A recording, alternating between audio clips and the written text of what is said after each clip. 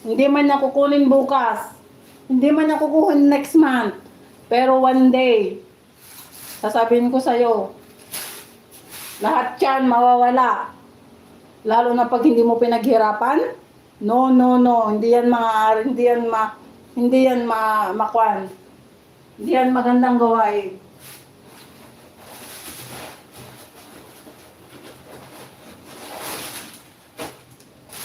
Kaya habang maaga pa,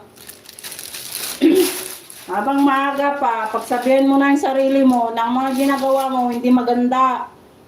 Tanggalin mo na yan unti-unti. Huwag kang mapagsamantala sa kaparehas mong tao.